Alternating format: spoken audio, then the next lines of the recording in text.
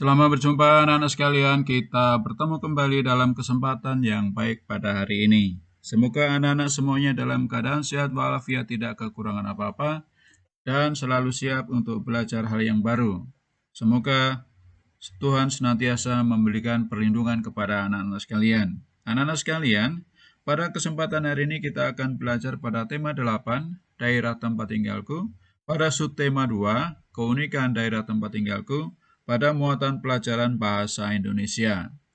Adapun materi yang akan kita bahas pada kesempatan ini adalah satu, unsur cerita, kedua, tokoh protagonis, ketiga, tokoh antagonis, dan seterusnya seperti yang terlihat pada monitor anak-anak. Ini adalah contoh fabel, yaitu cerita yang para pelakunya adalah hewan. Judulnya Kancil dan Buaya. Anak-anak sekalian, apakah unsur yang terdapat dalam suatu cerita? Yang pertama adalah tokoh cerita, yaitu pelaku dalam cerita. Bisa lebih dari satu. Yang kedua, alur cerita atau plot, yaitu urutan kejadian dalam cerita. Yang ketiga adalah latar, yaitu keterangan waktu, tempat, keadaan dalam cerita. Yang keempat adalah tema, yaitu dasar cerita atau permasalahan yang dibicarakan di dalam cerita. Yang kelima adalah amanat atau pesan yang ingin disampaikan para pengarang kepada para pembaca. Anak-anak sekalian, tokoh cerita itu terbagi menjadi dua. Yang pertama adalah tokoh protagonis dan tokoh antagonis. Tokoh protagonis adalah tokoh yang memerankan orang yang baik. Ciri-ciri tokoh protagonis antara lain yang pertama, dia menjadi pemeran utama atau tokoh utama dalam cerita. Yang kedua, tokoh protagonis memiliki sikap yang baik dan positif. Yang ketiga, tokoh protagonis bersifat misalnya dermawan, jujur, sabar, pemberani, bijaksana, dan berbagai sifat positif yang lainnya. Sementara yang menjadi tokoh antagonis adalah tokoh yang menjadi penentang tokoh protagonis. Oleh karena itu, tokoh antagonis adalah tokoh yang memerankan sikap tidak baik. Ciri-cirinya adalah sebagai berikut. Yang pertama, tokoh antagonis menjadi tokoh pembantu pada cerita. Yang kedua, tokoh antagonis itu mempunyai sikap yang tidak baik dan bersifat negatif. Yang ketiga, contoh tokoh antagonis yang bersifat sombong, licik, malas, penipu, pembunuh, perampok, dan sebagainya. Berikut adalah ilustrasi gambar tokoh cerita. Yang pertama, Bapak akan sampaikan contoh wajah tokoh protagonis. Ini adalah tokoh protagonis yang menggambarkan tokoh yang ramah, tokoh yang menunjukkan kegembiraan, tokoh yang bisa bersikap bijaksana dalam menyelesaikan masalah, atau tokoh yang menyenangkan bagi orang-orang yang ada di sekitarnya. Sementara tokoh antagonis adalah tokoh yang seperti tadi Bapak sampaikan bersikap tidak baik.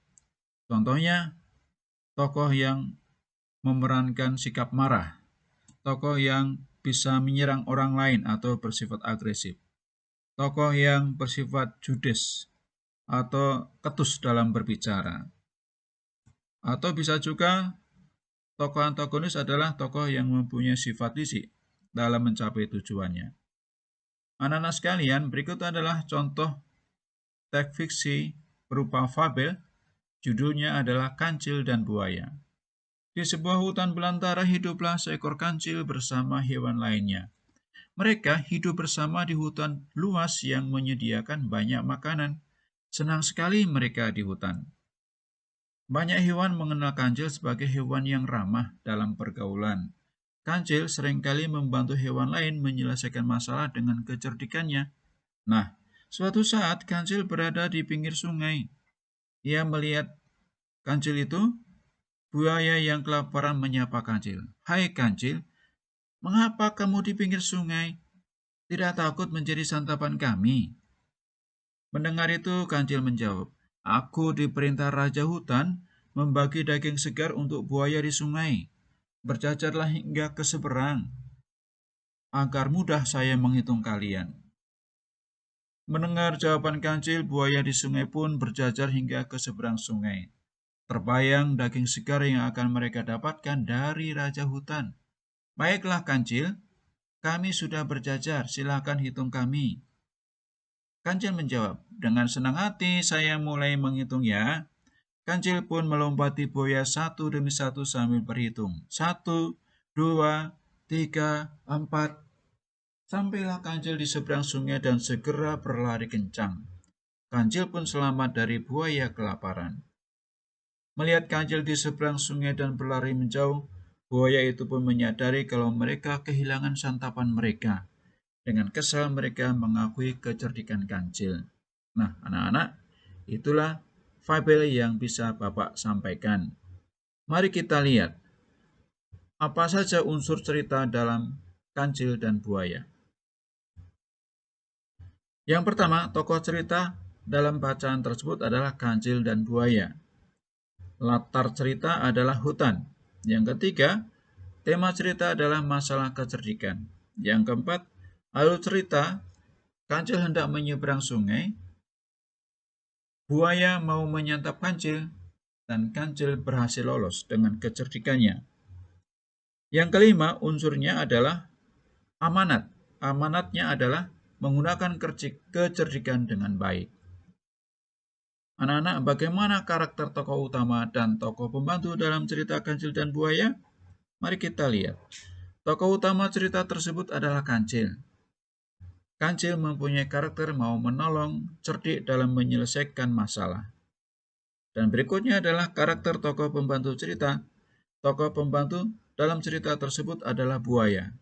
Karakter buaya yaitu mau memangsa hewan lain, tetapi kurang cerdik menyelesaikan masalah. Bagaimana caranya menceritakan karakter tokoh cerita dalam teks fiksi? Yang pertama dilakukan adalah membaca teks fiksi dengan cermat dan berulang kali. 1, 2, atau 3 kali. Yang kedua, melihat cara tokoh cerita berbicara.